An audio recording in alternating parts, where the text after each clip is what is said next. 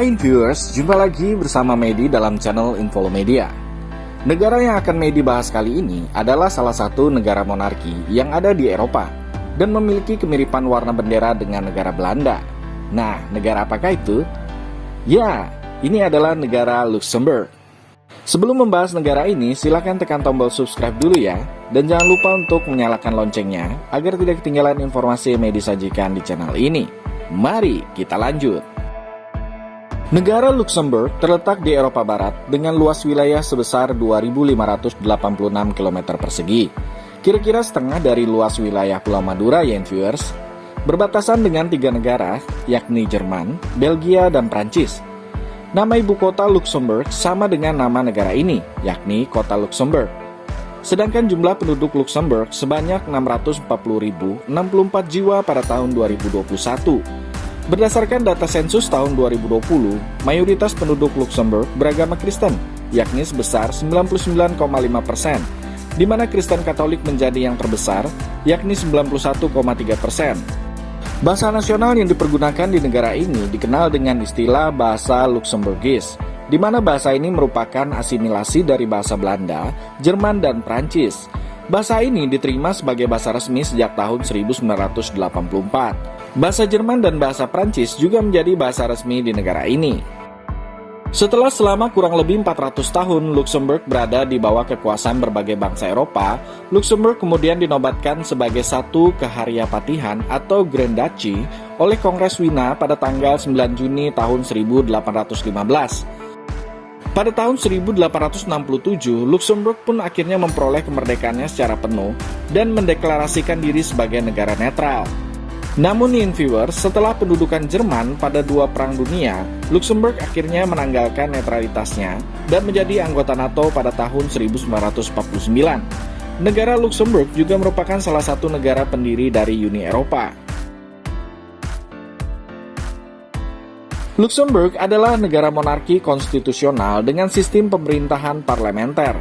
Berdasarkan konstitusi di tahun 1868, kekuasaan eksekutif dikelola oleh Hariapati dan Dewan Pemerintahan atau Kabinet yang mencakup Perdana Menteri yang merupakan kepala pemerintahan.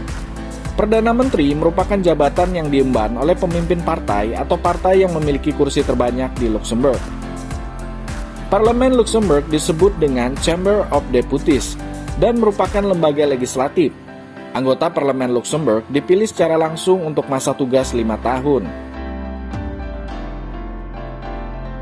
By the way, berbicara mengenai bendera Luxembourg, ternyata warna bendera negara ini memiliki kesamaan dengan negara Belanda loh, yakni menggunakan triwarna, warna merah, putih, dan biru. Namun apabila kita perhatikan secara seksama, ternyata bendera Luxembourg dan bendera Belanda memiliki perbedaan juga, yakni pada ukuran rasio bendera.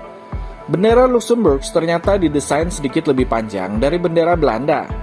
Begitu juga dengan warna bendera. Warna biru pada bendera Belanda terlihat lebih gelap dibandingkan dengan warna biru pada bendera Luxembourg. Penggunaan warna bendera 3 horizontal merah, putih, dan biru memang terlebih dahulu dipergunakan oleh negara Belanda yang sudah menggunakannya sejak tahun 1568 hingga tahun 1648. Ketika itu berlangsungnya perang antara Belanda dengan Spanyol dan terdapat banyak provinsi yang memberontak. Namun secara resmi negara Belanda menggunakan bendera warna merah, putih, dan biru pada tahun 1937. Sedangkan Luxembourg menggunakan bendera triwarna ini sejak tahun 1845 hingga tahun 1848 dan baru mengadopsinya secara resmi pada tanggal 23 Juni tahun 1972. Ekonomi negara ini bersumber pada sektor perbankan, baja, dan industri. Luxembourg merupakan salah satu negara dengan pendapatan per kapita tertinggi di dunia.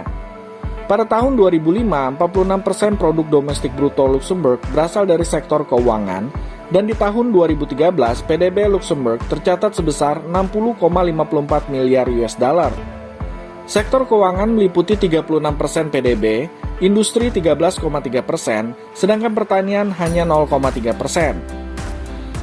Berdasarkan studi The World Economic Forum yang bekerja sama dengan Organisasi Buruh Sedunia dalam Human Capital Index pada tahun 2015, sekitar 59,6% total tenaga kerja di Luxembourg berlatar belakang pendidikan yang tinggi dan menguasai keterampilan yang handal.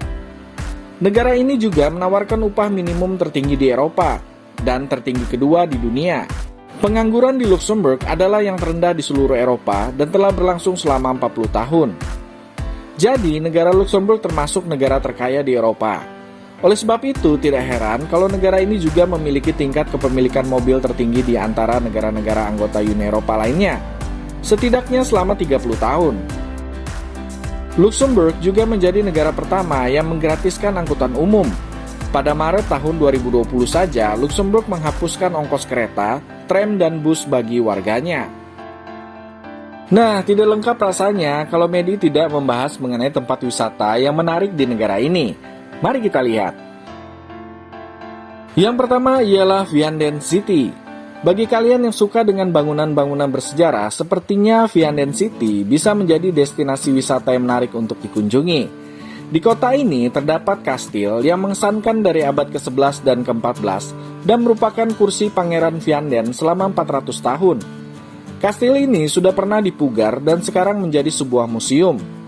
Terdapat juga monumen-monumen lain di kota ini seperti Menara Lonceng dan Benteng, Rumah Benteng, dan beberapa gereja bersejarah. Ada juga peringatan di bukit dekat kastil yang memperingati pembebasan kota dalam Perang Dunia Kedua. Tempat yang kedua ialah Dijkerk. Kota ini terletak di tepi sungai dan terlihat sangat indah. Terdapat pemukiman yang berada di tepi sungai yang terlihat sangat elegan. Di sini terdapat jalan-jalan kuno yang berbatu dan juga jalan-jalan yang bersejarah yang ada di pusat kota yang berada di sebelah alun-alun tradisional. Di sini terdapat beberapa tempat wisata yang bisa kita kunjungi, seperti Piet Switzer dan juga Goa. Tempat yang ketiga ialah Groen. Negara Luxembourg tidak habis dengan tempat-tempat yang menarik yang dapat dikunjungi. Salah satunya ialah Groen. Groen merupakan sebuah lingkup kecil dan indah karena memiliki pemandangan benteng batu kuno. Ada juga lapangan golf, kebun bertingkat, atau kebun-kebun anggur, dan tanaman yang luas dan juga miniatur kereta. Terdapat banyak hiburan dan juga tempat makanan yang terkenal lengkap. Terdapat bangunan-bangunan klasik dan juga benteng batu kuno. Bahkan juga ada rumah yang dibangun dengan batu. Tempat yang terakhir, yang keempat, ialah Casemates du Bock. Casemates du Bock adalah terowongan sepanjang 17 km yang dibangun oleh Spanyol antara tahun 1737 dan tahun 1746. Terowongan Casemates berada di bawah Kastil Monty de Clausen, menjadi tempat penampungan bagi lebih dari 35.000 penduduk setempat dan ribuan tentara selama Perang Dunia Pertama dan juga Perang Dunia Kedua. Terowongan ini menjadi salah satu ikon sejarah di Luxembourg dan juga masuk dalam daftar warisan dunia UNESCO. Dengan arsitektur batu yang mengesankan, terowongan Casemates menjadi salah satu objek wisata bersejarah yang patut kita kunjungi. Oke viewers, demikianlah sedikit informasi mengenai negara Luxembourg. Semoga informasi tadi bisa menambah wawasan kita semua mengenai negara-negara yang ada di dunia. Dan jangan lupa ya untuk tekan tombol subscribe serta nyalakan loncengnya biar Medi lebih semangat lagi dalam menyajikan informasi di channel ini. Sampai jumpa!